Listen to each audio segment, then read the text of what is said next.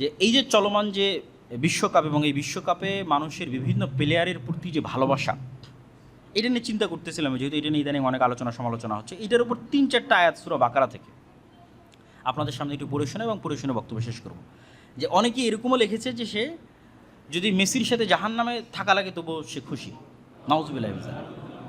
তো আল্লাহ সুবহানাহু ওয়া তাআলা কি বলছেন কোরআন মাজিদে, ওয়া মিনান নাসি মান ইয়াত্তাখিযু মিন দুনিল্লাহ, মানুষের মধ্যে এমনও মানুষ আছে যারা আল্লাহ ব্যতীত অন্য কাউকে এত বেশি ভালোবাসে যতটা আসলে আল্লাহকে ভালোবাসা উচিত। সূরা বাকারা 164 থেকে 167 নম্বর আয়াত হুবহু অনুবাদ করব। যে মানুষের মধ্যে এমনও মানুষ আছে যারা আল্লাহ ব্যতীত অন্য কাউকে এত ভালোবাসে কাহুব্বিল্লাহ, যেটা আসলে আল্লাহকে ভালোবাসা উচিত। ওয়াল্লাযীনা আমানু আশাদ্দু হুব্বান লিল্লাহ, আর যারা ঈমান আনয়ন করেছে তারা সবচেয়ে বেশি ভালোবাসে রব্বুল আলামিনকে, আল্লাহকে। ওয়ালাউ ইয়ারাল্লাযীনা যালামু ইয ইয়ারাউনাল আযাবা আন্নাল কুওয়াতা লিল্লাহি জামিআ, যেই দিন আল্লাহর আযাব নেমে আসবে পৃথিবীতে অথবা কিয়ামতের মাঠে, সেই দিন এই সমস্ত জালেম পাপাচারী পাপিষ্ঠরা দেখতে পাবে যে আন্নাল কুওয়াতা লিল্লাহি জামিআ, সব ক্ষমতার মালিক আল্লাহ। যেই দিন এটা তাদের সামনে পরিষ্কার এবং স্পষ্ট হয়ে যাবে যে সকল ক্ষমতার মালিক আল্লাহ। ওয়ান্নাল্লাহ শাদীদুল আযাব, আর আল্লাহ যদি শাস্তি দিতে চান খুবই ভয়ঙ্কর শাস্তি দিতে পারেন। সেই দিন কী হবে জানো?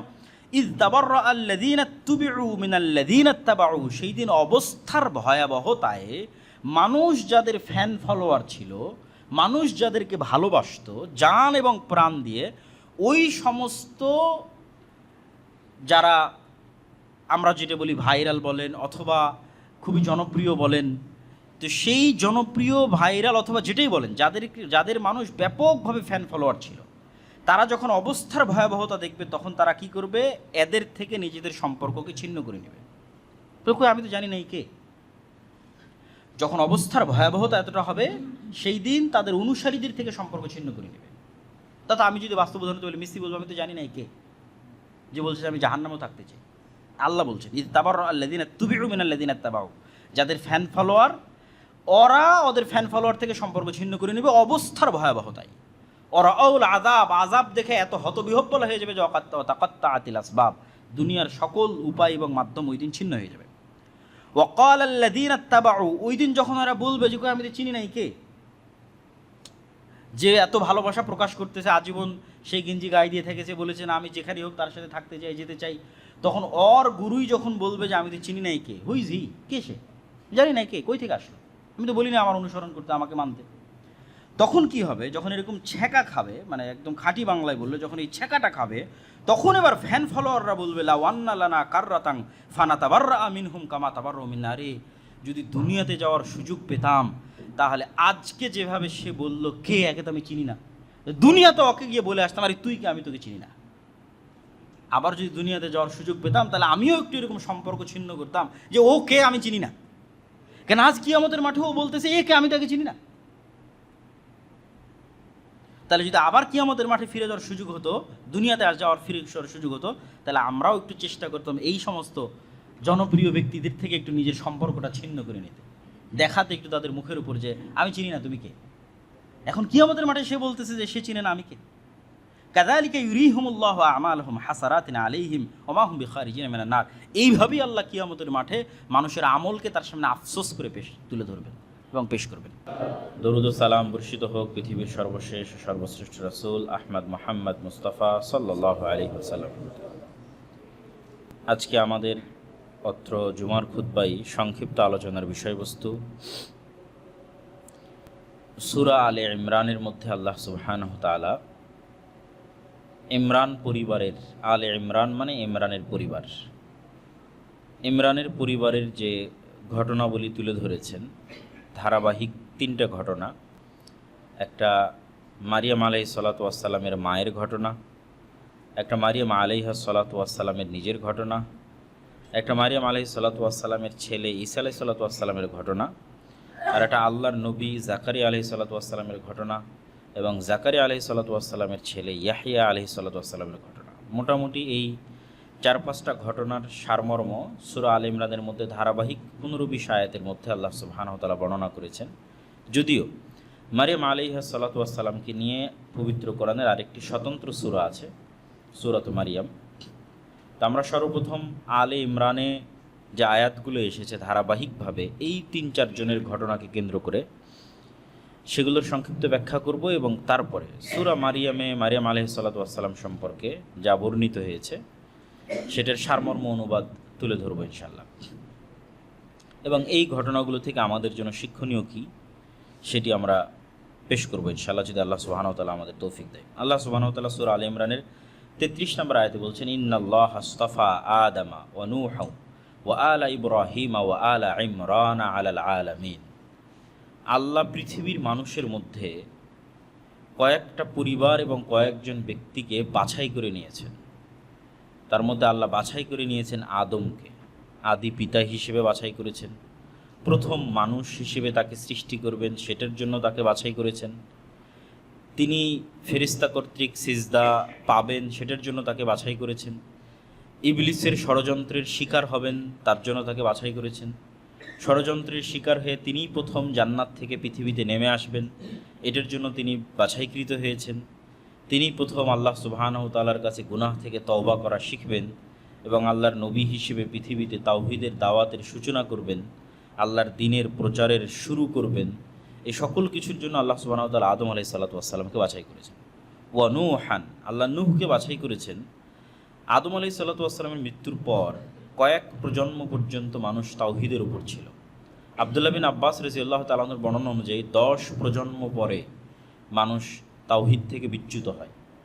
এক এক প্রজন্ম যদি 1000 বছর করে হয় হায়াত আদম আলাইহিস সালাতু ওয়াস সালামের মতো, তাহলে প্রায় 10,000 বছর পর নূহ আলাইহিস সালাতু ওয়াস সালামের আগমন ঘটে। আর যদি হায়াত কম থাকে তাহলে এর চেয়ে কম হবে। কিন্তু আদম আলাইহিস সালাতু ওয়াস সালাম যেহেতু প্রায় 1000 বছরের কাছাকাছি বেঁচে ছিলেন, নূহ আলাইহিস সালাম নিজেও যেহেতু 950 বছর বেঁচে ছিলেন কাছাকাছি, তো ওই সময় মানুষের হায়াতের ধরনটা এরকমই ছিল।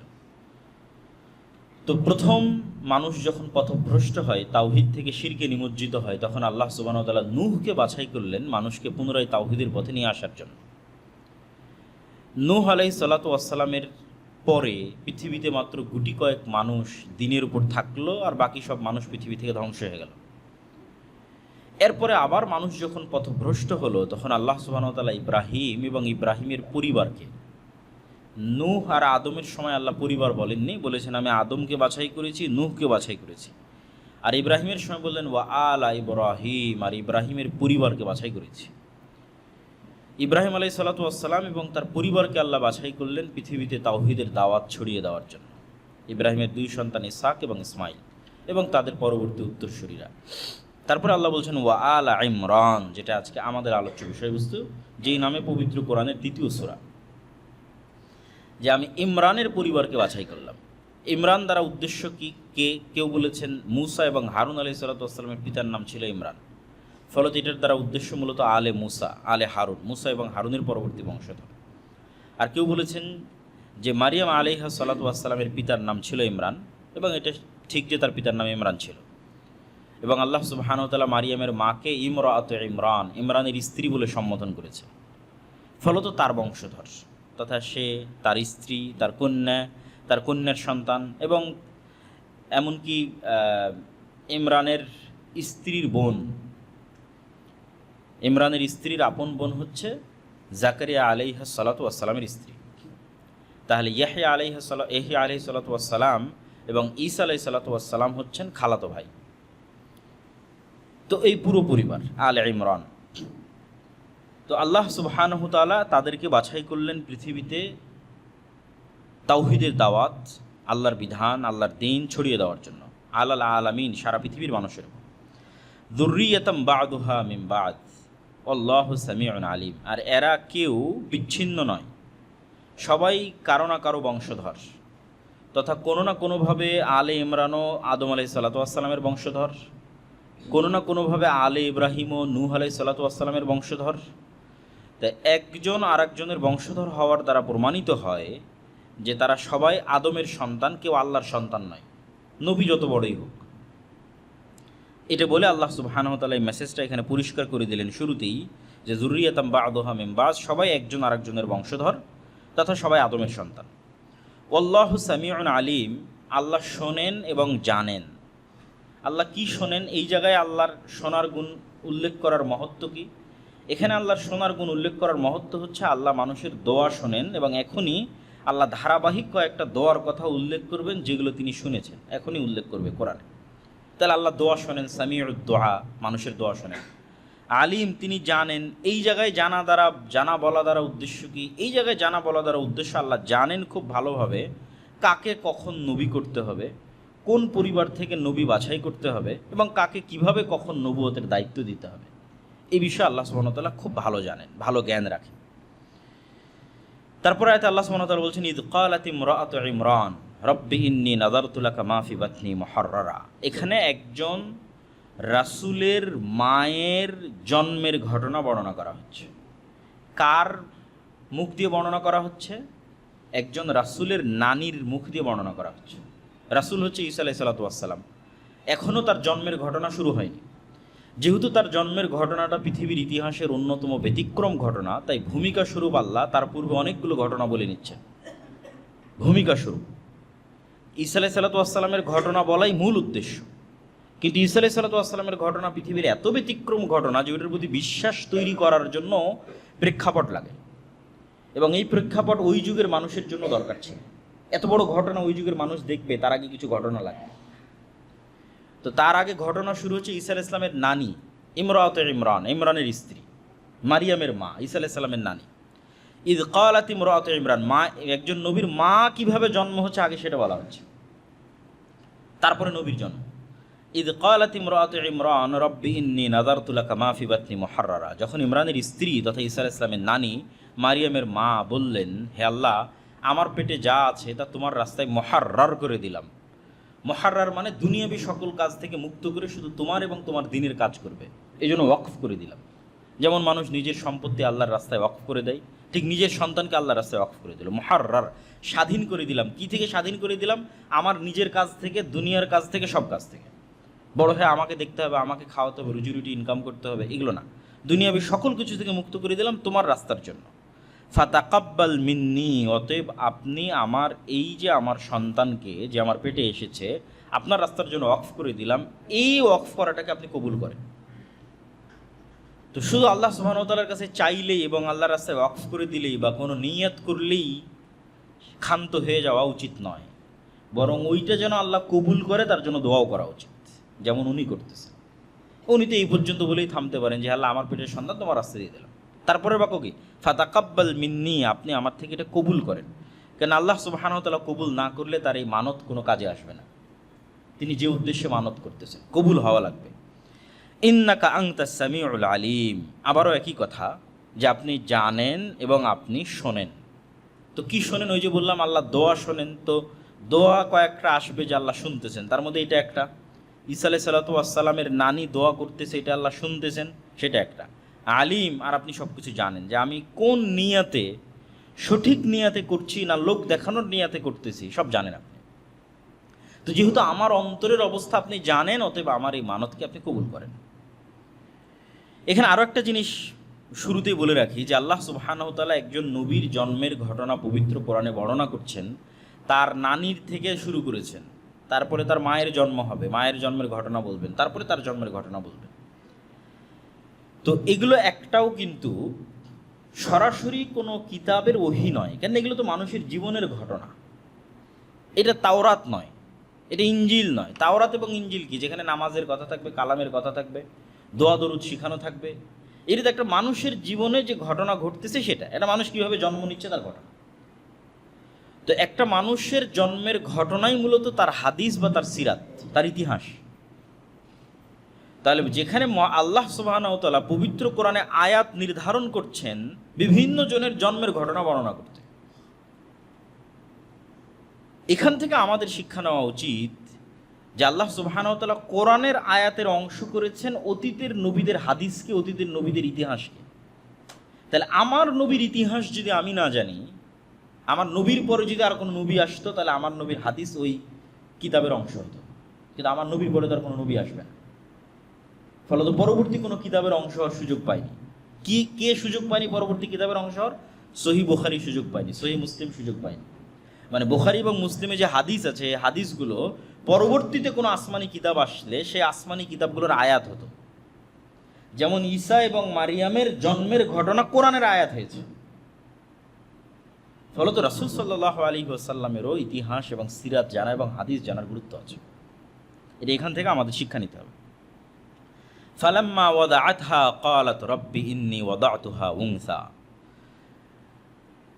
আল্লাহর রাস্তায় কোনো একজনকে ওয়াকফ করা হলে স্বাভাবিকভাবেই মানুষের মাথায় এটাই আসবে, দিনের দাওয়াত দেওয়া, ইবাদত বন্দিগি করা, আল্লাহর রাস্তায় জিহাদ করা পুরুষ মানুষেরই কাজ। অতীত থেকে এটাই হয়ে এসেছে। তো ইমরানের স্ত্রী তো এটাই ভাববেন যে তার পেটে আল্লাহ পুরুষ সন্তান দিয়েছেন, যদি আল্লাহ তার দোয়া কবুল করে থাকে। আর যদি আল্লাহ কবুল করে না থাকেন তাহলে হয়তো নাও দিতে পারেন। ফালাম্মা ওয়াদাআতহা ক্বালাত রব্বি ইন্নী ওয়াদাতুহা উনসা। কিন্তু যখন উনি বাচ্চা প্রসব করলেন, ঈসা আলাইহিস সালামের নানি যখন তার মাকে জন্ম দিলেন, তখন তিনি দেখলেন যে তিনি কন্যা সন্তান প্রসব করেছেন। তখন তিনি বলছেন, বিস্ময়, আফসোস, আল্লাহর সিদ্ধান্তকে উপেক্ষা করে নয়, কিন্তু আশ্চর্য যে আমি যে দোয়া করলাম সেই দোয়া কবুল হতে হলে তো পুরুষ সন্তান লাগবে। তো বিস্ময় নিয়ে বলছেন, রব্বি ইন্নী ওয়াদাতুহা উনসা, আল্লাহ আমি তো মেয়ে সন্তান প্রসব করেছি, তাহলে আমার দোয়ার কি হবে, আমার ওয়াকফ এবং মানতের কি হবে? তো আল্লাহ বলছেন, আল্লাহু আ'লামু বিমা ওয়াজাত। এটা কি আল্লাহর জন্য নতুন নাকি? আল্লাহ তো আগে থেকেই জানে তোমার পেটে কি আছে। আল্লাহ আজাল থেকেই জানেন, লাউহে মাহফুজ থেকেই জানেন, অতীত থেকে অনাদি থেকেই জানেন, এবং যখন তোমার পেটে আসে তখনও জানেন। এটা আল্লাহর জন্য আশ্চর্য না। আল্লাহু আ'লামু, আল্লাহ খুব ভালো জানে তোমার পেটে কি আছে এবং তুমি কি সন্তান প্রসব করছো। তবে ওয়ালাইসা যাকারু কাল উনসা, এই বাক্যটা হচ্ছে আমাদের জন্য সবচেয়ে শিক্ষণীয়। যে আল্লাহ সুবহানাহু ওয়া তাআলা এই বাক্যের যদি আমরা অর্থ করি, শাব্দিক অর্থ না করে বোঝানোর মতো যদি অর্থ করি, যে সব ছেলে কি এই মেয়ের মতো হতে পারবে যে মেয়ে এখন তোমার পেটে জন্ম নিচ্ছে?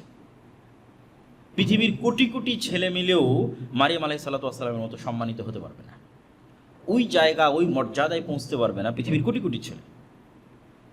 তাহলে পৃথিবীর সব ছেলে মিলে কি এই মেয়ের মতো হতে পারবে?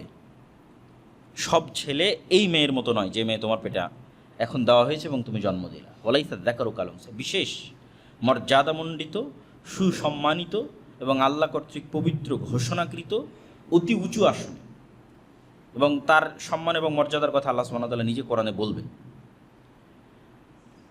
তো এটার থেকে যেটা আমাদের জন্য শিক্ষা, সেটা হচ্ছে সকল কিছুই মানুষ যখন অকল্যাণকর মনে করে তখন সেটা অকল্যাণকর, আর মানুষ যখন কল্যাণকর মনে করে তখন কল্যাণকর। এটা আসলে হয় না। আল্লাহর হিকমতে আল্লাহ ভালো জানেন কোনটা কল্যাণকর কোনটা অকল্যাণকর। ফলত সবসময় আপনার সিদ্ধান্তই ঠিক হবে, আর আপনি তাৎক্ষণিক আপনার চাওয়া না পেলে হতাশ হবেন, এটা নয়। ওর মধ্যে আল্লাহ কী হিকমত রেখেছেন আপনি জানেন না। যেমন মারিয়ামের মা জানতো না যে মারিয়ামের পেটে পৃথিবীর ইতিহাসের অন্যতম শ্রেষ্ঠতম একজন নবীর জন্ম হবে, ঈসা আলাইহিস সালাতু ওয়াস সালাম, তাও বিনা পিতায়। এটা কি মারিয়ামের মা জানে? জানে না, কিন্তু এটা আল্লাহ আগে থেকেই জানেন। ফলত আল্লাহ তার সন্তানকে কিসের জন্য প্রস্তুত করতেছেন এটা তার তিনি জানেন না, কিন্তু আল্লাহ জানেন।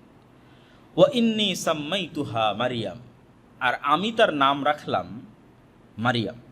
ওয়া ইন্নী উঈযুহা বিকা ওয়া যুররিয়াতাহা মিনাশ শাইতানির রাজীম। আর তার মা দোয়া করে বলছেন, হে আল্লাহ, আমার এই মেয়ে সন্তান এবং তার পরবর্তী বংশধরকে আমি তোমার আশ্রয় প্রার্থনা করছি শয়তান থেকে।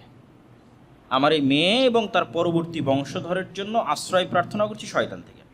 তাহলে একটা সন্তান জন্মের পর একজন মায়ের কি চিন্তা হতে পারে? সন্তানের খাওয়া, সন্তানের দুধ, সন্তানের স্বাস্থ্য, পালস ঠিক আছে কিনা, অক্সিজেন ঠিক আছে কিনা, ডাক্তার কি বলতেছে।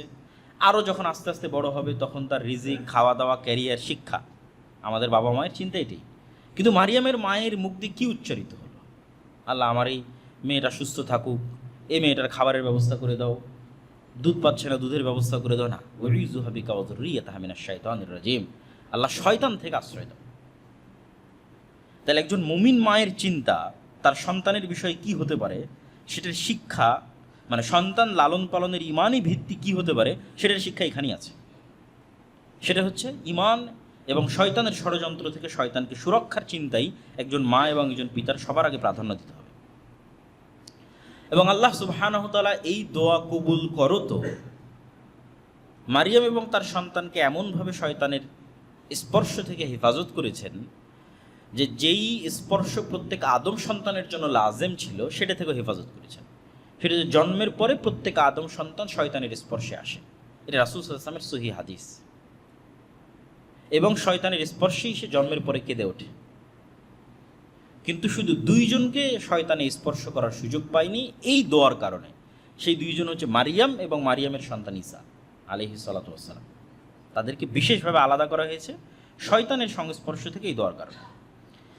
ফাতাকাব্বালাহা রব্বুহা বিকবুলিন হাসানিন ওয়া আম্বাতাহা নাবাতান হাসানা ওয়া কাফফালাহা জাকারিয়া।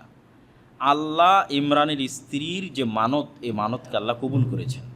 ওই যে কবুল করাটা কবুল করেছেন। ওয়া আম্বাতাহা নাবাতান হাসানা, আর যেভাবে একটা গাছকে পরিচর্যা করে বড় করা হয়, আম্বাতা নাবাত মানে গাছ রোপণ করে বড় করা, যেভাবে একটা গাছকে পরিচর্যা করে বড় করা হয়, আল্লাহ ওইভাবে মারিয়ামের পরিচর্যা করতো, তাকে বড় করলেন। ওয়া আম্বাতাহা নাবাতান হাসানা, এবং আল্লাহর হিকমত এবং আল্লাহর পরিকল্পনা অনুযায়ী। ওয়া কাফফালাহা জাকারিয়া, আর মারিয়ামের দায়িত্ব নিল তার খালু জাকারিয়া। এবং মারিয়াম আলাইহিস সালাতু ওয়াস সালামের দায়িত্ব তার খালু কিভাবে পেলেন তার বর্ণনা যেহেতু আল্লাহ নিজেই সামনে দিবেন, এই জন্য এখন আর এটা বলতেছি না। সামনে যখন আয়াত আসতেছে তখন এটা বলবো যে মারিয়াম আলাইহিস সালাতু ওয়াস সালামের খালু জাকারিয়ার দায়িত্ব কিভাবে পেলেন। তারপর আল্লাহ বলছেন, কুল্লামা দাখালা আলাইহা জাকারিয়াল মিহরাব ওয়াজাদা ইনদাহা রিজকা। যখনই মারিয়াম আলাইহিস সালাতু ওয়াস সালামের যে মেহরাব, ইবাদতের যে জায়গা, সেই ইবাদতের জায়গায় যখনই জাকারিয়া আলাইহিস সালাতু ওয়াস সালাম প্রবেশ করতেন, তখনই সেখানে তিনি ফলমূল খাদ্যদ্রব্য দেখতে পেতেন। ক্বালা ইয়া মারিয়াম, তিনি বললেন মারিয়াম, আন্না লাকি হাযা, এগুলো কই থেকে আসে? ক্বালাত হুয়া মিন ইনদিল্লাহ, তিনি বললেন এগুলো আল্লাহর পক্ষ থেকে আসে। ইন্নাল্লাহা ইয়ারযুকু মান ইয়াশা বিগাইরি হিসাব, আর আল্লাহ যাকে চান তাকে বেহিসাব রিজিক দান করতে পারেন। রিজিক মানে শুধু খাবার নয়, রিজিক মানে সম্মান, রিজিক মানে সন্তান, রিজিক মানে হায়াত, রিজিক মানে আয়ু, রিজিক মানে পদ পদবী মর্যাদা, রিজিক মানে শিক্ষা, রিজিক মানে জ্ঞান, সব রিজিক। রিজিক মানে স্ত্রী, সবই রিজিক। আল্লাহ যাকে ইচ্ছা তাকে বেহিসাব রিজিক দান করতে পারে। তো এই দৃশ্য জাকারিয়া আলাইহিস সালাতু ওয়াস সালামের হৃদয়কে নাড়িয়ে দিল। জাকারিয়া আলাইহিস সালাম দেখলেন যে আল্লাহ নিয়মের বাইরেও কিছু করে থাকেন, হিসাবের বাইরেও রিজিক দিয়ে থাকেন, মানুষের চোখে অসম্ভব দরজাকেও আল্লাহ খুলে দিয়ে থাকেন। একটা প্রয়োজন জাকারিয়া আলাইহিস সালামের ছিল, তিনি সেইভাবে আল্লাহর কাছে চাননি, কেন? ওটার কোনো সম্ভাবনা ছিল না। কিন্তু মারিয়ামের সাথে এই ঘটনা জাকারিয়া আলাইহিস সালামের চোখ খুলে দিল যে মারিয়ামকে যদি আল্লাহ সুবহানাহু ওয়া তাআলা দুনিয়ার নিয়মের বাইরে, দুনিয়ার লজিকের বাইরে, দুনিয়ার ফিজিক্সের বাইরে আল্লাহ সুবহানাহু ওয়া তাআলা এইভাবে খাবার পাঠাতে পারেন, তাহলে আমার যে একটা প্রয়োজন আছে ওটা তো আল্লাহ দিতে পারেন। ওটা যে অসম্ভব মনে হয়তো উনি চাননি এতদিন, এবার উনি চাইবেন সাথে সাথে। তখনই হুনালিকা দাআ জাকারিয়া রাব্বাহ, তিনি ওই মুহূর্তেই তার রবের কাছে এমন কিছু চাওয়ার ইচ্ছা করলেন যা বাহ্যিক দৃষ্টিতে দীর্ঘদিন তার কাছে অসম্ভব মনে হয়েছে, এই জন্য চাননি।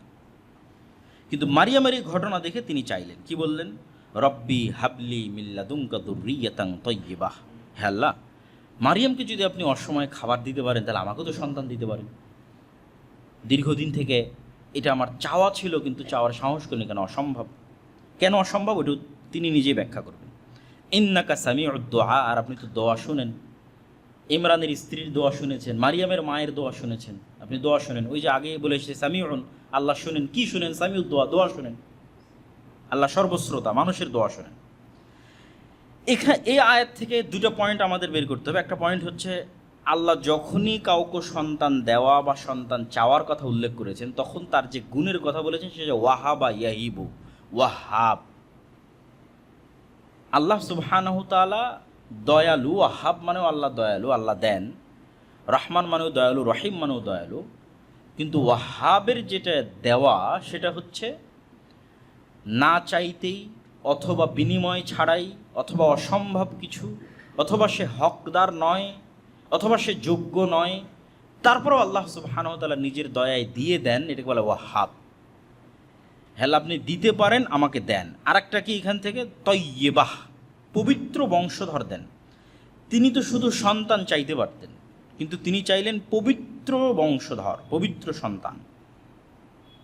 তাহলে মুমিনের দোয়া শুধু সন্তান চাওয়ার দোয়া কখনোই হওয়া উচিত নয়, বরং মুমিনের দোয়া হবে এমন সন্তান চাওয়ার দোয়া যে হবে পবিত্র, সৎ।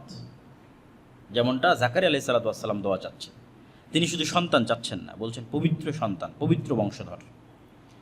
ফানাদাতহুল মালাইকাতু ওয়া হুয়া কায়িমুন ইউসাল্লি ফিল মিহরাব, জাকারিয়া আলাইহিস সালাতু ওয়াস সালাম ইনস্ট্যান্ট এই দৃশ্য দেখে ইনস্ট্যান্ট দোয়া করলেন। এবার ইমিডিয়েট সাথে সাথেই আল্লাহ সুবহানাহু ওয়া তাআলা ফেরেশতা দিয়ে তাকে উত্তর দিচ্ছেন। যখন তিনি তার সালাত শেষই করেননি, তিনি সালাতে দাঁড়িয়ে দোয়া করতেছেন, সালাত শেষই করেননি, তখনই ফেরেশতা তাকে ডাক দিয়ে বলছে, ইন্নাল্লাহা ইউবাশশিরুকা বিয়াহইয়া মুসাদ্দিকাম বিকালিমাতিন মিনাল্লাহ ওয়া সাইয়্যিদান ওয়া হাসূরান ওয়া নাবিয়্যাম মিনাস সালিহিন। আল্লাহ তোমাকে সুসংবাদ দিচ্ছে একটা সন্তানের, তার নামও আল্লাহ বলে দিচ্ছে। এবং আমরা যখন সূরা মারিয়ামের অনুবাদ করব তখন এটার সাথে আরও কিছু তথ্য যুক্ত হবে।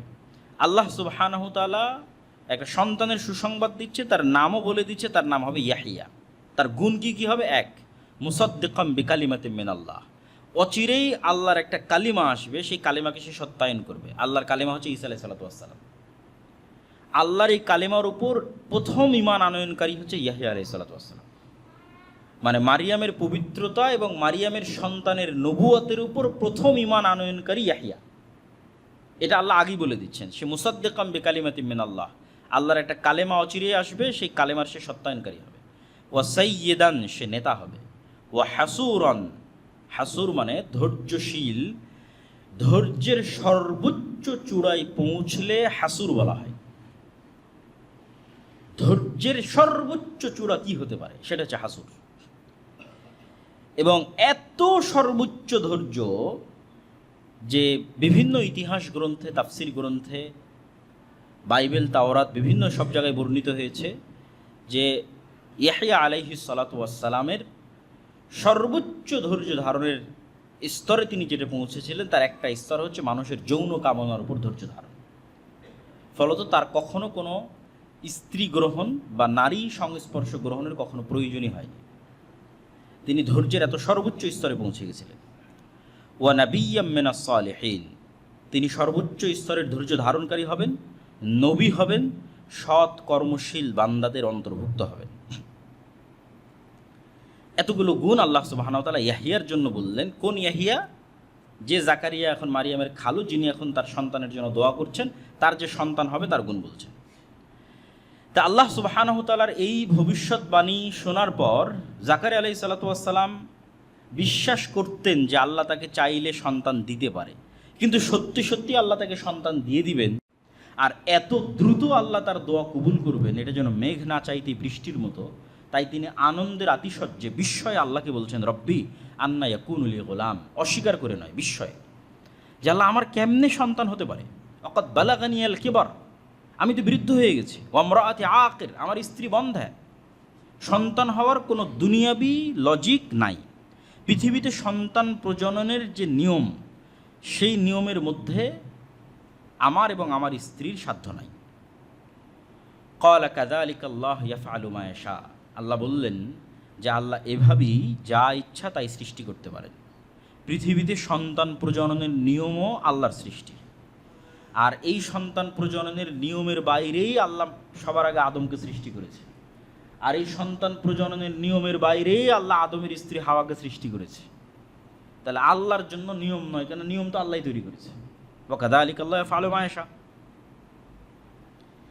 আর এই ঘটনাই পরবর্তীতে ঈসা আলাইহিস সালাতু ওয়াস সালামের অলৌকিক জন্মের উপর ঈমান আনার জন্য জাকারিয়া এবং ইয়াহিয়াকে সহযোগিতা করবে। আমি বললাম না যে এতগুলো ঘটনা বর্ণনা হচ্ছে একটা প্রেক্ষাপট তৈরি করার জন্য, কেননা সবচেয়ে ভয়ঙ্কর ঘটনা তো সামনে আসতেছে, সেটার প্রেক্ষাপট তৈরি হচ্ছে। প্রথম প্রেক্ষাপট হচ্ছে মারিয়ামের নিজেরই জন্ম।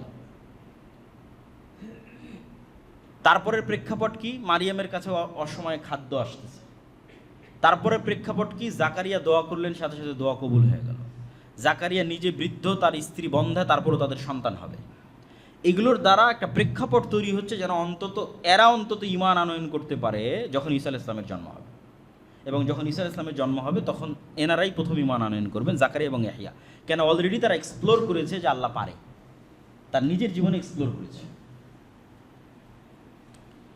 ক্বালা রাব্বি জাআল্লি আয়া, হে আল্লাহ এত বড় ব্যতিক্রম ঘটনা ঘটবে, এর একটা নিদর্শন দেন। বিশ্বাস হচ্ছে না, কেমনে বিশ্বাস করবো যে কখন আমার স্ত্রী গর্ভধারণ হচ্ছে?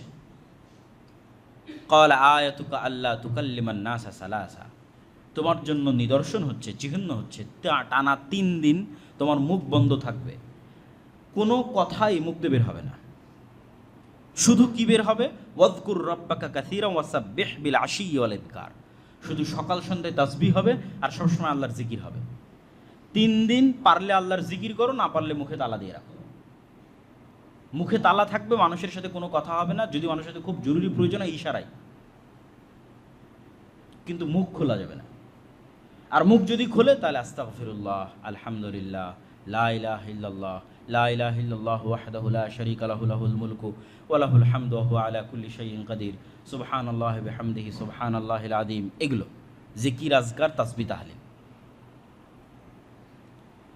তা মহান আল্লাহ সুবহানাহু ওয়া তাআলার এই নির্দেশ কি প্রমাণ করে? যে 3 দিন তিনি মানুষের সাথে যাবতীয় কথা বন্ধ রাখা, মাত্রাতিরিক্ত জিকির এবং সকাল সন্ধ্যা তাসবিহ পাঠের বরকতেই মহান আল্লাহ অসম্ভবকে সম্ভব করে দিবেন। আল্লাহু আকবার। আর এই 3 দিনের মধ্যেই তার স্ত্রী গর্ভবতী হবেন। মানুষ যদি জীবনে বড় কিছু অর্জন করতে চায়, তাহলে অতিরিক্ত জিকির এবং সকাল সন্ধ্যার তাসবিহ পাঠের কোনো বিকল্প নাই। আল্লাহ জাকারিয়ার জন্য এত বড় অসম্ভবকে সম্ভব করে দিচ্ছেন। অপ্রয়োজনীয় কথা বন্ধ, জিকির, আজকার এবং সকাল সন্ধ্যার তাসবিহ। তো আপনার জীবনেরও অনেক অসম্ভব আল্লাহ সম্ভব করে দিতে পারে জিকির দিয়ে, অনেক অসম্ভবকে আল্লাহ সম্ভব করে দিতে পারে সকাল সন্ধ্যার তাসবিহ দিয়ে। এর চেয়ে শক্তিশালী এবং এর চেয়ে পাওয়ারফুল অন্তত বর্তমান পৃথিবীতে কিছু নাই সকাল সন্ধ্যার জিকিরের চাইতে। আর সর্বশ্রেষ্ঠ জিকির পবিত্র কোরআন। ওয়াইদ ক্বালাতিল মালাইকাতু ইয়া মারইয়াম ইন্নাল্লাহা আসতাফাকি ওয়া তাহহারাকি ওয়াসতাফাকি আলা নিসাইল আলামিন। এবার মূল ঘটনার প্রেক্ষাপট তৈরি করা সম্পূর্ণ। এবার আল্লাহ মারিয়ামকে বলছেন ফেরেশতাদের মাধ্যমে, হে মারিয়াম, ইন্নাল্লাহা আসতাফাকি, আল্লাহ তোমাকে বাছাই করেছেন, ওয়া তাহহারাকি, এবং আল্লাহ তোমাকে পবিত্র করেছেন, ওয়াসতাফাকি আলা নিসাইল আলামিন, আর আল্লাহ তোমাকে বাছাই করেছেন সারা পৃথিবীর সকল মহিলার উপর। তো 2 বার বাছাই করার অর্থ কি? ধারাবাহিকভাবে আমি বলে যাচ্ছি। স্মরণ করুন সেই সময়ের কথা যখন ফেরেশতারা বলল, হে মারিয়াম, আল্লাহ নিশ্চয় তোমাকে মসজিদে আকসার খেদমতের জন্য বাছাই করেছেন। এটা প্রথমবার তার মায়ের মানতের কবুলিয়াতে মসজিদে আকসার খেদমতের জন্য বাছাই করেছেন, যা মূলত তার মায়ের মানতের কবুলিয়াত ছিল। আর তিনি তোমাকে তোমার মায়ের দোয়া অনুযায়ী শয়তানের প্ররোচনা থেকে পবিত্র করেছেন।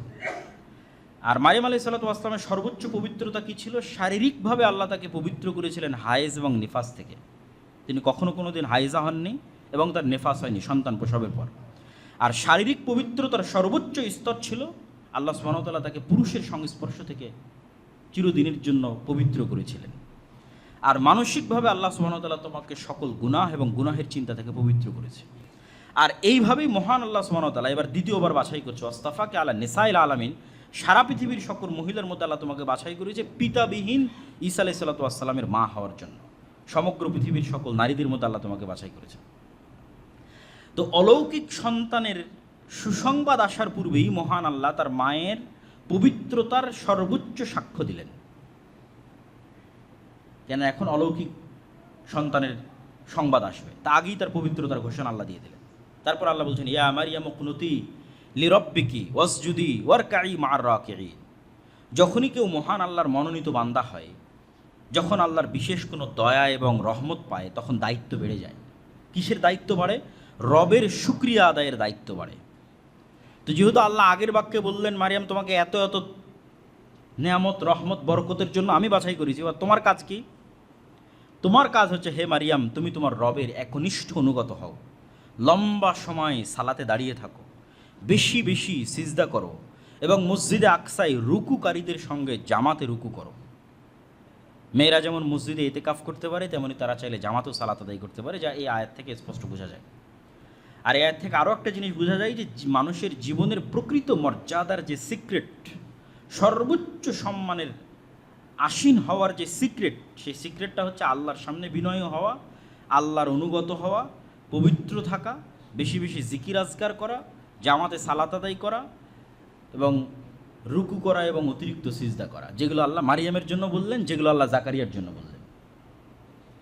এগুলোই পৃথিবীতে এবং পরকালে সর্বোচ্চ সম্মানে সম্মানিত হওয়ার সিক্রেট, যা আল্লাহ তাদের জন্য নির্ধারণ করে দিলেন। যালিকা মিন আম্বাইল গায়বি নুহিহি ইলাইক ওমা কুনতা লাদাইহিম ইয ইলকুনা আকলামাহুম আইয়ুহুম ইয়াকফুলু মারইয়াম ওমা কুনতা লাদাইহিম ইয ইখতাসিমুন।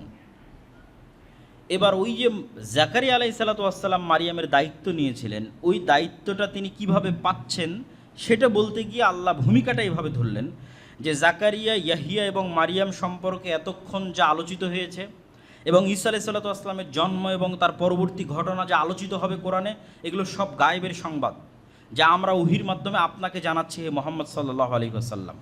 হে মোহাম্মদ সাল্লাল্লাহু আলাইহি ওয়াসাল্লাম, এই ঘটনাগুলোর সময় আপনি সেখানে উপস্থিত ছিলেন না। আবার আপনি নিজে জেরুজালেম বা ফিলিস্তিনের বাসিন্দাও নন যে মানুষের মুখে মুখে শুনবেন, বরং আপনি জেরুজালেম থেকে 1000 কিলোমিটার দূরে মক্কার অধিবাসী। আর আপনি পড়ালেখাও জানেন না যে কোনো কিতাব অধ্যয়ন করে মানুষের সামনে এগুলো বলবেন। আর মক্কায় কোনো আহলে কিতাব বসবাস করতো না, মানে কোনো ইহুদি খ্রিস্টান বসবাস করতো না যে তাদের থেকে শুনে আপনি এটা বলবেন। আর আহলে কিতাবের এক অংশ তো মারিয়ামের সন্তানকে আল্লাহর সন্তান মনে করে, আর এক অংশ তথা ইহুদিরা তো মারিয়ামকে ব্যভিচারী মনে করে, নাউজুবিল্লাহ। আর এক অংশ তো ঈসা আলাইহিস সালাতু ওয়াস সালাম মারা গেছেন মর্মে বিশ্বাস করে। আর আপনি মুহাম্মদ সাল্লাল্লাহু আলাইহি ওয়াসাল্লাম সর্বপ্রথম কোরআনের মাধ্যমে এই তিনটা জিনিস পরিষ্কার করে দিচ্ছেন। কি কি পরিষ্কার করছেন? মারিয়াম আলাইহিস সালাতু ওয়াস সালাম পবিত্র, সেটা পরিষ্কার করছেন। আর কি পরিষ্কার করছেন? ঈসা আল্লাহর সন্তান নয়, এটা পরিষ্কার করছেন। আর কি পরিষ্কার করছেন? ঈসা মারা যায়নি, সেটা পরিষ্কার করছেন। কেউ জানতো না পৃথিবীতে। এগুলো সব আমি আপনাকে আল্লাহ সুবহানাহু ওয়া তাআলা ওহির মাধ্যমে জানিয়ে দিচ্ছে। এটা রাসূল সাল্লাল্লাহু আলাইহি ওয়াসাল্লামের সত্য ওহির হওয়ার প্রমাণ বহন করে। তো এইরকম একটা ছোট্ট ঘটনা এবার আমি আপনাকে জানাই। এই প্রেক্ষাপটে আল্লাহ বলতেছেন সেই ঘটনা কি, কিভাবে মারিয়ামের দায়িত্ব পেলেন জাকারিয়া। যখন মারিয়ামের জন্ম হয় তখন তার দায়িত্ব কে নিবে তা নিয়ে বিতর্ক তৈরি হয়। মসজিদে আকসা ইবাদতকারী আল্লাহর প্রিয় বান্দারা সবাই চায় মারিয়ামের দায়িত্ব নেওয়ার জন্য, যেহেতু তার পিতা ছিল না। এটাকে তারা কল্যাণকর এবং নেকির কাজ মনে করছিল। তো যখন তারা সবাই দায়িত্ব নিতে চাইলো তখন তারা সিদ্ধান্ত নিল যে আমরা লটারি করব এবং লটারির মাধ্যমে নির্ধারিত হবে কে মারিয়ামের দায়িত্ব নেবে। এবং লটারির ধরন ছিল সবাই কলম পানিতে নিক্ষেপ করবে, নদীতে অথবা এমনি পানিতে। যদি স্রোতস্বিনী নদীতে নিক্ষেপ করে তাহলে কলম স্রোতের বিপরীতে যাবে, আর যদি স্বাভাবিক পানিতে নিক্ষেপ করে সব কলম ডুবে যাবে, যার কলম ভেসে থাকবে সে মারিয়ামের দায়িত্ব পালন করবে। তো তারা যে কলমগুলো দিয়ে তাওরাত লিখিত, যেহেতু সবাই আল্লাহর প্রিয় বান্দা, সবাই মসজিদে আকসায় আল্লাহর দিনের খেদমত করতো, দায়ী ইলাল্লাহ, জাকারিয়াও একজন নবী এবং দায়ী ইলাল্লাহ, তারা যে কলমগুলো দিয়ে তাওরাত লিখতো সেগুলো তারা পানিতে নিক্ষেপ করলো। সবার কলম ডুবে গেল, কিন্তু জাকারিয়া আলাইহিস সালাতু ওয়াস সালামের কলম ভেসে থাকলো অথবা স্রোতের বিপরীতে চললো। তখন জাকারিয়া আলাইহিস সালাতু ওয়াস সালামকেই দায়িত্ব দেওয়া হলো মারিয়াম আলাইহিস সালাতু ওয়াস সালামের লালন পালনের। তো এই ঘটনাও আপনি জানতেন না হে মুহাম্মদ সাল্লাল্লাহু আলাইহি ওয়াসাল্লাম, আমি জানিয়ে দিলাম। আর জানার কোনো পরিবেশ আপনার কাছে নাই, কেন আপনার বাড়ি জেরুজালেমে নয়, আপনি পড়া জানেন না, মক্কায় কোনো ইহুদি খ্রিস্টান বসবাস করে না। ইয ক্বালাতিল মালাইকাতু ইয়া মারিয়াম ইন্নাল্লাহা ইউবাশশিরুকি বিকালিমাতিন মিনহু ইসমুহুল মাসীহু ঈসা ইবনু মারিয়াম ওয়াজিহান ফিদ দুনিয়া ওয়াল আখিরাহ ওয়া মিনাল মুকাররাবিন। এবার এতক্ষণ যাবৎ মূল ঘটনা বলার জন্য যে ভূমিকা আল্লাহ প্রস্তুত করলেন, সেই সবচেয়ে ভয়ঙ্কর ব্যতিক্রম ঘটনা বলার সময় চলে এসেছে। মারিয়ামকে মায়ের মানতের মাধ্যমে কবুল করা হয়ে গেছে। অসময়ে মারিয়ামের কাছে খাবার প্রদান করা হয়েছে। অতিরিক্ত জিকিরের মাধ্যমে স্বামীর বার্ধক্য থাকার পরেও এবং স্ত্রীর বন্ধ্যা হওয়ার পরেও তাদের গর্ভে সন্তানের জন্ম হয়েছে, জাকারিয়ার গর্ভে। মারিয়ামের পবিত্রতার ঘোষণা হয়েছে, তাকে বেশি বেশি ইবাদতের আদেশ দেওয়া হয়েছে, জাকারিয়াকে বেশি বেশি জিকিরের আদেশ দেওয়া হয়েছে। এখন মূল যে ঘটনা, সেই ঘটনার প্রেক্ষাপট প্রস্তুত। এবার ফেরেশতারা মারিয়ামকে বলছেন, ইয়া মারিয়াম ইন্নাল্লাহা ইউবাশশিরুকি বিকালিমাতিন মিনহু, আল্লাহ তোমাকে সুসংবাদ দিচ্ছেন আল্লাহর একটা কালিমার। ইসমুহুল মাসীহু ঈসা ইবনু মারিয়াম, আল্লাহর সেই কালেমা হচ্ছে ঈসা ইবনু মারিয়াম। ওয়াজিহান ফিদ দুনিয়া, যে দুনিয়াতে এবং পরকালে সম্মানিত হবে, অমিনাল মুকাররাবিন, এবং আল্লাহর নৈকট্যপ্রাপ্ত বান্দাদের অন্তর্ভুক্ত হবেন। তো সেই কালেমা কি?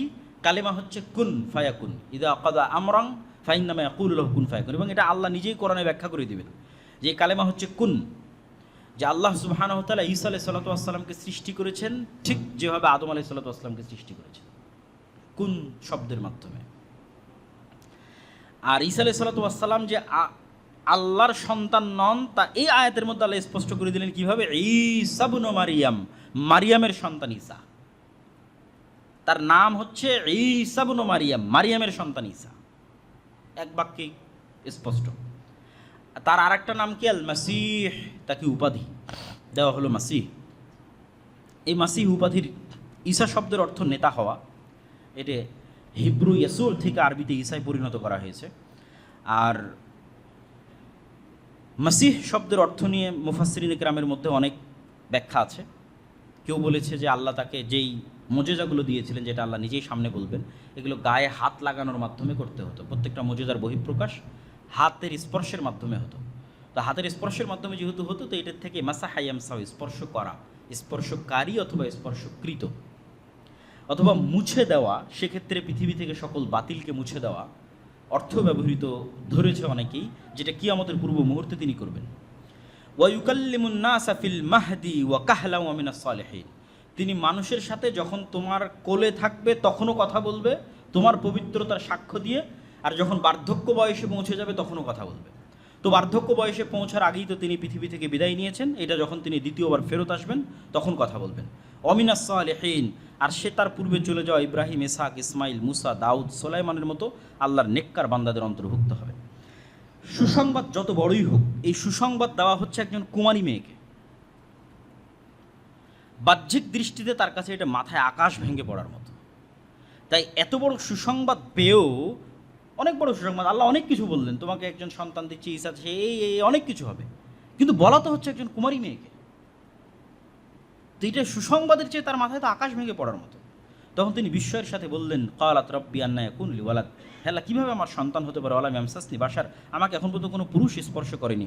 ক্বালা কাযালিকা আল্লাহু ইয়াখলুকু মা ইয়াশা, আল্লাহ এভাবেই যা ইচ্ছা তাই সৃষ্টি করতে পারেন।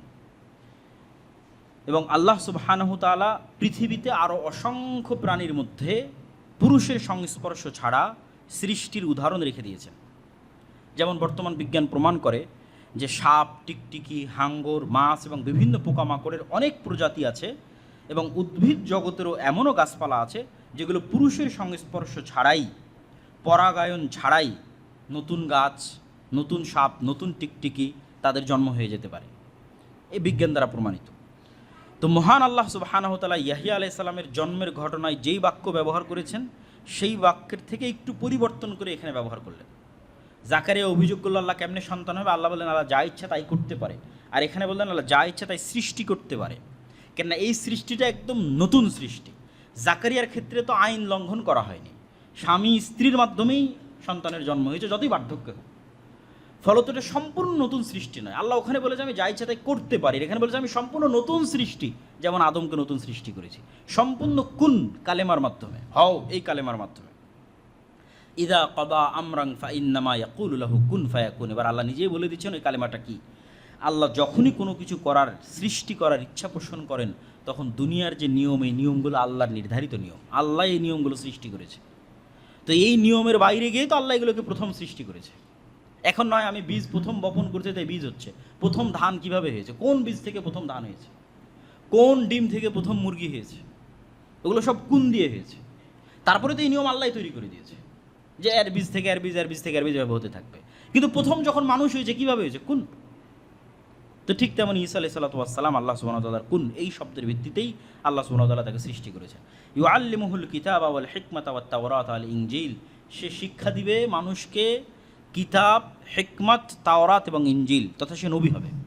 এবং সে শুধু নবী নয়, সে রাসূলও হবে। ও রাসূলান ইলা বানি ইসরাইল, সে বানি ইসরাইলের জন্য রাসূল হবে। এবং সে মানুষকে ডাক দিয়ে বলবে, হে মানুষ শোনো, আল্লাহ আমাকে কি কি মোজেজা দিয়েছে। ইন্নী আখলুকু লাকুম মিনাত তিন কাহাইয়াতি তৈরি, সে একটা মাটির খণ্ড নেবে। এগুলো সব সুসংবাদ ঈসা আলাইহিস সালামের জন্মের আগেই মারিয়ামকে বলা হচ্ছে যে ঈসা এগুলো করবে। সে মানুষকে ডাক দিয়ে বলবে যে এই যে আমি মাটির স্তর হাতে নিলাম এবং এখানে আমি ফু দিব, এই মাটি এখান থেকে পাখি হয়ে আকাশে উড়ে যাবে। ওয়াউবরিউল আকমাহা ওয়াল আবরাস, যে জন্মগত অন্ধ তার চোখে আমি এভাবে বিসমিল্লাহ বলে হাত দিব, বিইজনিল্লাহ, আল্লাহর অনুমতিতে ওর অন্ধত্ব ভালো হয়ে যাবে। যে কুষ্ঠরোগে আক্রান্ত আমি তার শরীরে হাত দিব বিসমিল্লাহ বলে, ভালো হয়ে যাবে। ওহিল মাউতা বিইজনিল্লাহ, সবচেয়ে আশ্চর্য হচ্ছে আমি একদম মৃত মানুষকেও জীবিত করতে পারবো, ঈসা আলাইহিস সালাতু ওয়াস সালাম বলবেন, এবং তিনি বাস্তবে করেছেন। তো মৃত মানুষকে তিনি বিসমিল্লাহ বলে জীবিত করবেন। ও উনাব্বিউকুম বিমা তাকুলুনা ফি বুয়ুতিকুম ওয়া মা তাদাখিরুন, আর কে আজকে কি খেয়েছে বাড়িতে, আর কার বাড়িতে কি আছে সব বলে দিতে পারবেন। এবং এই পয়েন্টেই মূলত ঈসা আলাইহিস সালামের সাথে তার অনুসারীরা ঠাট্টা করত। এই পয়েন্টটাতে যখন মুসা আলাইহিস সালাম এগুলো সব মুজিজা দেখালেন, তো মুজিজা দেখে মানুষের অন্তর নরম হয়ে ঈমান আনার কথা। কিন্তু বানু ইসরাঈলের ক্ষেত্রে যেটা বারবার ঘটেছে, বড় বড় মুজিজা দেখেও তাদের অন্তর নরম হয়। তো ঈসা আলাইহিস সালাতু ওয়াস সালামের সাথে তারা এটা ঠাট্টা করতো, বারবার বলেন তো আজকে আমি কী খেয়ে এসেছি, বলেন তো আজকে কি এখনই আমি কী খেয়ে আসলাম, আজকে বলেন দেখি আমার বাড়িতে কী আছে। তো বারবার এই প্রশ্নের মাধ্যমে ঈসা আলাইহিস সালামকে মূলত ঠাট্টা করা হতো। কিন্তু তিনি বলতে পারতেন, কিন্তু এটা বলতে পারাটা তো মূল উদ্দেশ্য নয়। মূল উদ্দেশ্য তোমরা আমাকে নবী হিসেবে মানো এবং আল্লাহর আনুগত্য করো। কিন্তু ওইটার জন্য বারবার এসে বলতে থাকা, এটাই হচ্ছে নবীকে অস্বীকার করার শুরু। ومصدقا لما بين يدي من التوراة وليحل لكم بعض الذي حرم عليكم وجئتكم بآية من ربكم فاتقوا الله وأطيعون। আর আমি নতুন কোনো দাওয়াত নিয়ে আসিনি। মূসা আলাইহিস সালাতু ওয়াস সালাম যে দাওয়াত দিয়ে গেছে তাওরাতের মাধ্যমে, ওইটারই সত্যায়ন করতে এসেছি। একই কথা মুহাম্মদ সাল্লাল্লাহু আলাইহি ওয়াসাল্লাম বলেছে, আমি নতুন কোনো দাওয়াত নিয়ে আসিনি। তোমাদের কাছে ঈসা আলাইহিস সালাম যে দাওয়াত দিয়ে গেছে ইনজিলে, মূসা যে দাওয়াত দিয়ে গেছে তাওরাতে, ওটাই নিয়ে এসেছে। এটাই ঈসা আলাইহিস সালাম বলতেছে যে আমি নতুন কোনো দাওয়াত নিয়ে আসিনি, তাওরাতে যেটা আছে ওটাই। ওয়ালিউহিল্লা লাকুম বা'দাল্লাযী হুররিমা আলাইকুম, তবে তোমাদের আমলের কারণে আল্লাহ কিছু কিছু জিনিস তোমাদের উপর হারাম করে দিয়েছিলেন। ওই জিনিসগুলো আসলে হারাম হওয়ার যোগ্য নয় বা আল্লাহর বিধানে হারাম নয়, কিন্তু তোমাদের কারণে স্পেশালি হারাম করা হয়েছিল। ওগুলো আমি কিছু কিছু তোমাদের জন্য হালাল করে দেব, যেমন উটের গোস্ত, চর্বি, এগুলো বানু ইসরায়েলের জন্য শাস্তিস্বরূপ হারাম ছিল। ইন্না রব্বি ওয়া রব্বুকুম ফা'বুদুহু হাযা সিরাতুম মুস্তাকিম, এটাও ঈসা আলাইহিস সালামের কথা। আমি আর তোমরা তোমাদের সবার প্রতিপালক আল্লাহ, অতএব ইবাদত হবে আল্লাহর। এটা কেন বলা হচ্ছে? এত এত এত মুজিজা থাকার পর ঈসা আলাইহিস সালাম কি ইবাদতের যোগ্য? অলৌকিক জন্ম থেকে শুরু, মায়ের কোলে কথা বললেন, অলৌকিকভাবে জন্ম নিলেন, তার মায়ের কাছে অলৌকিকভাবে খাবার আসতো, জীবিতকে মৃত করলেন, মাটি থেকে উড়ন্ত পাখি তৈরি করলেন, সবার অসুস্থতা ভালো করে দিলেন, পুরো জীবনটাই অলৌকিকতায় ভরপুর। আবার জীবিত অবস্থায় আকাশে উঠে যাবেন। তাই এত অলৌকিকত্বের পরেও কি তিনি ইবাদতের যোগ্য? তখন উনি নিজেই বলছেন, ইন্নাল্লাহ রব্বি ওয়া রব্বুকুম, নিশ্চয় আল্লাহ আমার রব এবং তোমাদের রব, আমি আল্লাহরই বান্দা। অতএব তোমরা আমার নয়, আল্লাহরই ইবাদত করো। হাযা সিরাতুম মুস্তাকিম, আর এটাই হচ্ছে অতীত থেকে যুগ যুগ থেকে চলে আসা নবীদের দাওয়াত। একটা কথাই, রব্বি ওয়া রব্বুকুম ফা'বুদুল্লাহ, সেটা তোমরা আল্লাহর ইবাদত করো। ফালাম্মা হাসসা ঈসা মিনহুমুল কুফরা ক্বালা মান আনসারি ইলাল্লাহ, এই যে বললাম যে তিনি এতগুলো মুজিজা দেখালেন, তো এই মুজিজা অন্যগুলো তো মোটামুটি মানুষের কাজে লাগে, কিন্তু ওই যে একটা মুজিজা যেটা মানুষ অপব্যবহার করা শুরু করলো, বলেন দেখি এখন কি খেয়ে আসলাম, বলেন দেখি আজকে আমার বাড়িতে কি আছে, এই আচরণে ঈসা আলাইহিস সালাম কষ্ট পেলেন এবং তিনি বুঝতে পারলেন যে মানুষ তার উপর ঈমান আনবে না, বরং কুফরি করবে, তাকে অস্বীকার করবে। তখন তিনি বললেন, একে তো মানুষ তার মাকে অপবাদ দিচ্ছে, ওই একটা অপবাদের বোঝা তো তার ব্রেনে মেন্টালি প্রেশার হিসেবে আছেই, বাকি এত মুজিজা দেখার পরও মানুষ তার উপর ঈমান আনতেছে না। মান আনসারি ইলাল্লাহ, হে আমার জাতি, বলো তোমাদের মধ্যে কে খালেসভাবে আমার সহযোগিতা করবে আল্লাহর সন্তুষ্টির জন্য। আনসারুল্লাহ, আল্লাহর সহযোগী হবে, আল্লাহর সন্তুষ্টির জন্য আমাকে সহযোগিতা করবে কে? ক্বাল আল হাওয়ারিয়ুনা, হাওয়ারিরা বলল, যারা সাদা রঙের অধিকারী। তো শাব্দিক অর্থ হচ্ছে সাদা রঙের অধিকারী। কি সাদা রং? মুফাসসিরিন ইকরাম লিখেছেন তারা সাদা জামা পরতো এই কারণে, কেউ লিখেছেন তারা ধোপা ছিল, কাপড়কে ময়লা থেকে সাদা করতো এই কারণে, কেউ লিখেছেন তাদের অন্তর সাদা ধবধবে ছিল, পরিষ্কার, নিষ্কলুষ হৃদয়, পবিত্র হৃদয়। তো 12 জন হাওয়ারি বলল, নাহনু আনসারুল্লাহ, আমরা আল্লাহর সন্তুষ্টির জন্য আপনার এই দিনের দাওয়াত কবুল করলাম, আপনার উপর ঈমান আনলাম। ওয়াশহাদ বিআন্না মুসলিমুন, যদিও প্রথম ঈমান এনেছে জাকারিয়া আলাইহিস সালাতু ওয়াস সালাম, প্রথম ঈমান এনেছে ইয়াহইয়া আলাইহিস সালাতু ওয়াস সালাম, এবং ইয়াহইয়া এবং ঈসা আলাইহিস সালাতু ওয়াস সালাম তারা একই সাথেই তৎকালীন পৃথিবীতে দাওয়াতি কাজ করতেন, 2-3-4 বছরের ছোট বড়। ইয়াহইয়া আলাইহিস সালাতু ওয়াস সালাম 3-4 বছরের বড়, আর ঈসা আলাইহিস সালাতু ওয়াস সালাম 3-4 বছরের ছোট। ওয়ামাকারু ওয়ামাকারাল্লাহ ওয়াল্লাহু খায়রুল মাকিরিন, ইহুদিরাও ষড়যন্ত্র করলো আর আল্লাহও তাদের বিরুদ্ধে পাল্টা ষড়যন্ত্র করলেন। আর আল্লাহ যদি পাল্টা ষড়যন্ত্র করেন সেটাকে আর কেউ বাধা দিতে পারে না। তো কি হলো? এই আয়াতের ব্যাখ্যা কি, এই ধারাবাহিকতায় আয়াত কেন আসলো? তো ঈসা আলাইহিস সালাতু ওয়াস সালাম এবং হাওয়ারিরা মিলে এবং ইয়াহইয়া আলাইহিস সালাতু ওয়াস সালাম মিলে জেরুজালেম, ফিলিস্তিন এবং সিরিয়ার মাটিতে যে তাওহীদের দাওয়াত দেওয়া শুরু করলেন, আর উনি যে সবসময় মুজিজাগুলো দেখাতেন, ধীরে ধীরে এই 12 জন দিয়ে শুরু, ইয়াহইয়া দিয়ে শুরু, ধীরে ধীরে তার অনুসারীর সংখ্যা বাড়তেই লাগলো। এবং যখন তার অনুসারীর সংখ্যা বাড়তে লাগলো, তখন ভণ্ড ইহুদি ধর্মীয় নেতা যারা ছিল তাদের মুখোশ উন্মোচিত হতে লাগলো। হিংসার বশবর্তী হয়ে ইহুদিরা তো আগে থেকে তার মায়ের নামে মিথ্যা অপবাদ রটাতো, তারা তার সাথেও শত্রুতার সর্বোচ্চ শিখরে পৌঁছে গেল। এবং কোনো কিছুতেই যখন ঈসা আলাইহিস সালামের দাওয়াত থামানো সম্ভব হচ্ছিল না, তখন রোমান শাসকের সহযোগিতা নিয়ে ঈসা আলাইহিস সালামকে এবং ইয়াহইয়া আলাইহিস সালামকে, দুইজনকে হত্যার ষড়যন্ত্র করা হলো। এবং ইতিহাস বলে যে 3 জনকেই, মানে ইহুদি খ্রিস্টানদের দাবি অনুযায়ী 3 জনকেই হত্যা করা হয়েছে। জাকারিয়াকেও হত্যা করা হয়েছে, ইয়াহইয়াকেও হত্যা করা হয়েছে, ঈসা আলাইহিস সালামকে হত্যা করা হয়েছে। ইসলাম এসে বলল যে ঈসা আলাইহিস সালাম নিহত হননি, 500 বছর পরে এসে বলল ঈসা আলাইহিস সালামকে আল্লাহ উঠিয়ে নিয়েছে। কিন্তু জাকারিয়া এবং ইয়াহইয়া আলাইহিস সালামের বিষয়ে ইতিহাসে মোটামুটি প্রসিদ্ধ যে তাদেরকে ইহুদিরা সাকসেসফুলি হত্যা করেছে, এবং দুইজনেরই হত্যার জন্য ভিন্ন ভিন্ন ঘটনা প্রচলিত আছে। সত্য মিথ্যা আল্লাহ ভালো জানে। জাকারিয়া আলাইহিস সালামের জন্য প্রচলিত আছে তিনি একটা গাছের মধ্যে আশ্রয় নিয়েছিলেন, পুরো গাছ করাত দিয়ে কেটে ফেলা হয়েছিল এবং তিনিও সেখানে নিহত হয়েছিলেন। আর ইয়াহইয়া আলাইহিস সালামের ক্ষেত্রে প্রসিদ্ধ আছে যে তৎকালীন বাদশাহ এক অবৈধ সম্পর্কে লিপ্ত ছিল, যেটা তাওরাত অনুযায়ী, ইনজিল অনুযায়ী হারাম। তো বাদশাহ চাচ্ছিল যে তার এই কাজকে ধর্মীয় নেতারা বৈধতা দিক। তো ধর্মীয় নেতাদের মধ্যে ইয়াহইয়া আলাইহিস সালাম এই কাজের বৈধতা না দিয়ে সেটাকে ওপেন হারাম ঘোষণা করলেন, এবং ইয়াহইয়া আলাইহিস সালামের এই হারাম ঘোষণার কারণে তার ভিতরে এবং তার যেই মেয়ের সাথে তার অবৈধ সম্পর্ক ছিল তাদের ভিতরে একটা ক্ষোভ বিরাজ করলো যে আমাদের বিরুদ্ধে এই ফতোয়া দিচ্ছে, এর প্রতিশোধ আমরা নিবই। তো ফলো ওই মেয়ে বাদশার কাছে চাইলো যে তুমি যদি আমাকে সন্তুষ্ট করতে চাও তাহলে ইয়াহিয়ার মাথা চাই, কাটা মাথা। তখন বাদশাহ তার সেই প্রেমিকাকে সন্তুষ্ট করার জন্য ইয়াহিয়া আলাইহিস সালামের কর্তনকৃত মাথা সেখানে উপস্থিত করেছিল, তথা ইয়াহিয়া আলাইহিস সালামকে হত্যা করেছিল। তো তাদের ষড়যন্ত্র কোথায় গিয়ে সফল হয়নি? ঈসা আলাইহিস সালামের ক্ষেত্রে গিয়ে সফল হয়নি, যেটা আল্লাহ বলছেন যে তারা ঈসা আলাইহিস সালামকে হত্যার ষড়যন্ত্র করলো। কিন্তু আল্লাহ সুবহানাহু ওয়া তাআলা কী করলেন? আল্লাহ পরের আয়াতে বলছেন ইদ ক্বালাল্লাহু ইয়া ঈসা ইন্নী মুতাওয়াফফিকা ওয়া রাফিউকা ইলাইয়া ওয়া মুতাহহিরুকা মিনাল্লাযীনা কাফারু। ঈসা, আমি তোমাকে ঘুমের মধ্যে ঘুমন্ত অবস্থায় আসমানে উঠিয়ে নেব, রাফিউকা ইলাইয়া, আমার কাছে উঠিয়ে নেব, ওয়া মুতাহহিরুকা, আর তোমাকে আমি পবিত্র করব যা যা অপবাদ তোমার মায়ের নামে দেওয়া হয়েছে আর মানুষ তোমাকে যা অপবাদ দিয়েছে এগুলো সব কিছু থেকে তোমাকে পবিত্র করে দেব। ওয়া জাইলুল লাযীনা ইত্তাবাউকা ফাওকা আল্লাযীনা কাফারু ইলা ইয়াউমিল কিয়ামা, আর যারা সত্যিকারভাবে তোমার যে দাওয়াত, তাওহীদের দাওয়াত, এই সত্যিকারভাবে যারা এই দাওয়াতের অনুসরণ করবে, তুমি যে আল্লাহর সন্তান নও বরং আল্লাহর বান্দা এবং আল্লাহর নবী, এটাকে স্বীকার করবে, এবং তোমার মা যে পবিত্র এটাকে স্বীকার করবে, তাদেরকে আমি পৃথিবীতে বিজয়ী রাখবো। সুম্মা ইলাইয়া মারজিউকুম, আর একদিন সবাইকে আমার কাছেই ফিরে আসতে হবে। ফাআম্মাল্লাযীনা কাফারু ফাউআযযিবুহুম আযাবান শাদীদা।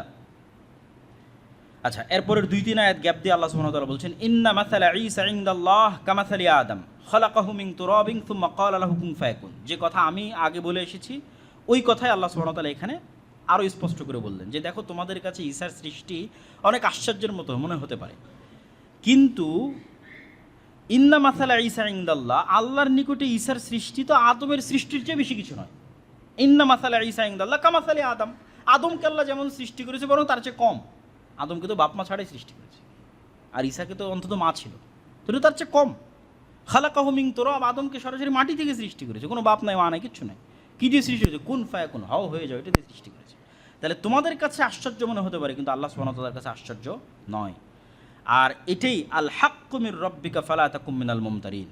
আর এই যে আমি বলছি যে ঈসা আল্লাহর সন্তান নন, বরং ঈসা আলাইহিস সালাম ওই রকমই যেমন আল্লাহ আদমকে সৃষ্টি করেছেন, এটাই সত্য। এটা নিয়ে যেন হে মুহাম্মদ সাল্লাল্লাহু আলাইহি ওয়াসাল্লাম আপনার অন্তরেও সন্দেহ না থাকে, এটা সরাসরি মুহাম্মদ সাল্লাল্লাহু আলাইহি ওয়াসাল্লামকে বলা হচ্ছে। আর যদি মানুষ আপনার সাথে এটা নিয়ে বেশি তর্ক বিতর্ক করে, খ্রিস্টানরা পরের আয়াতে ফামান হাজ্জাকা ফীহি মিন বাদি মা জাআকা মিনাল ইলম, এই সত্য কথা বলে দেওয়ার পরেও যদি খ্রিস্টানরা আপনার সাথে বেশি তর্ক বিতর্ক করে, এই আয়াত তখন অবতীর্ণ হচ্ছিল যখন নাজরান থেকে একদল খ্রিস্টান আসছিল এবং তারা ঈসা আলাইহিস সালামের জন্ম সম্পর্কে এবং ঈসা আলাইহিস সালাম সম্পর্কে ইসলামের আকীদা কি সেটা জানতে চায়। তো যদি এরপরও বেশি তর্ক বিতর্ক করে তাহলে আপনি ওপেন চ্যালেঞ্জে চলে যান। চ্যালেঞ্জ কীভাবে দিবেন?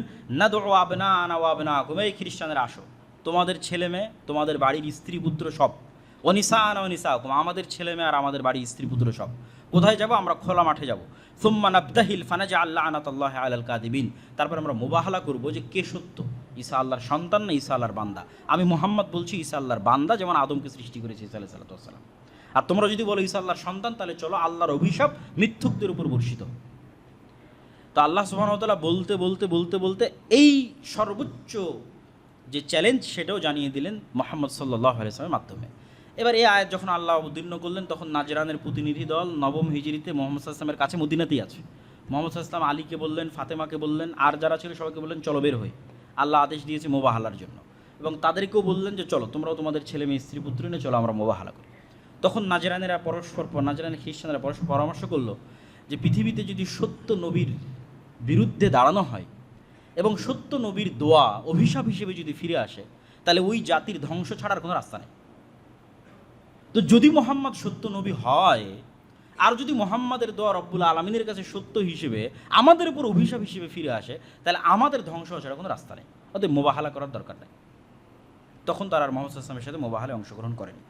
ইন্না হাযা লাহুল কাসাসুল হক ওয়া মা মিন ইলাহিন ইল্লাল্লাহ ওয়া ইন্নাল্লাহা লাহুল আজিজুল হাকিম।